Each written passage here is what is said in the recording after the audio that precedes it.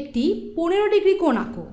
আচ্ছা, এখানে আমাদের এই কোণের মধ্যে একটি চিত্র দেওয়া হয়েছে, যার এই বাহুগুলোকে আমরা সরিয়ে বিভিন্ন রকম কোণ আঁকতে পারি। এবং তারপর এই কোণটিকে পরিমাপের জন্য আমাদের এখানে একটি চাঁদাও দেওয়া হয়েছে। তাহলে এসো এই চাঁদাটি ব্যবহার করে এবং এই রেখাগুলো ব্যবহার করে একটি কোণ আঁকি, 15 ডিগ্রি কোণ আঁকি। তাহলে আমি এই চাঁদাটিকে এই মধ্যবিন্দু বরাবর বসাই। এই যে বসিয়ে ফেললাম। এবার দেখি এই বাহুটিকে সরিয়ে আমরা 15 ডিগ্রি কোণ আঁকবো। তাহলে এই হলো 20, এই হলো 10, আমাদের 15 হবে 10 আর 20-এর মাঝখানে এইখানে।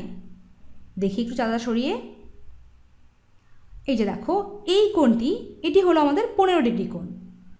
কিন্তু এই সমস্যাটি সমাধানের ক্ষেত্রে আমাদের লক্ষ্য রাখতে হবে একটি জিনিস। দেখো, আমি যদি এভাবে এই কোণটিকে এভাবে ঘুরিয়ে এভাবে 15 ডিগ্রি কোণ আঁকি, দেখি এই যে এটাও কিন্তু আমার 15 ডিগ্রি হয়েছে। কিন্তু আমরা যদি এভাবে 15 ডিগ্রি কোণ আঁকি, লক্ষ্য করো এখানে এই বাইরের যে কোণটি আছে এটিকে চিহ্নিত করা হয়েছে, অর্থাৎ এটি আসলে এই বড় কোণটি চিহ্নিত করেছে, 15 ডিগ্রি কোণ নয়।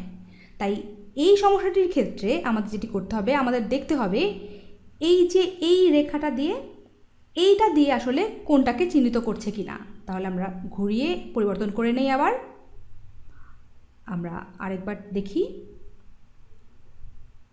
আবার আমরা চাঁদাটাকে বসাই, দেখি চাঁদাটি বসালাম এবং হ্যাঁ, এই যে আমরা 20, 15, 10, এই যে 15, আমরা 15 ডিগ্রি কোণ পেলাম। একটু পরীক্ষা করে দেখি, ঠিক হয়েছে। এসো পরবর্তী প্রশ্নটি দেখি। 135 ডিগ্রি কোণ আঁকো। আবারও আমাদের এই যে কোণ আঁকার জন্য এই জিনিসটা দেওয়া হয়েছে এবং আমাদের একটি চাঁদা দেওয়া হয়েছে। তাহলে আবারও এটিকে ঘুরিয়ে এদিকে নিয়ে আসি। আচ্ছা, এবার চাঁদাটিকে ঠিক এই মাঝখানে বরাবর বসাই, বসালাম। এবার 135, এটিকে সরিয়ে আমরা 135-এ নেব। তাহলে দেখি এই যে 10, 20, 30, 40, 50, 60, 70, 80, 90, 100, 10, 20, 130 এবং আমাদের করতে হবে 135। তাহলে এই যে 135, চাঁদাটিকে সরিয়ে নিয়ে দেখি এই যে আমাদের একটি 135 ডিগ্রি কোণ।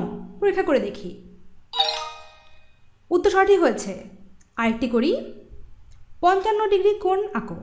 আচ্ছা, আবারও আমরা এটিকে সরিয়ে এপাশে নিয়ে যাই। এবার চাঁদাটিকে বসাই, 55 ডিগ্রি কোণ। তাহলে আমরা এটাকে সরিয়ে 55 নিয়ে আসি।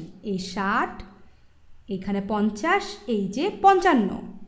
চাঁদাটিকে সরিয়ে দেখি, পরীক্ষা করে দেখি, সঠিক। আশা করি বুঝতে পেরেছো।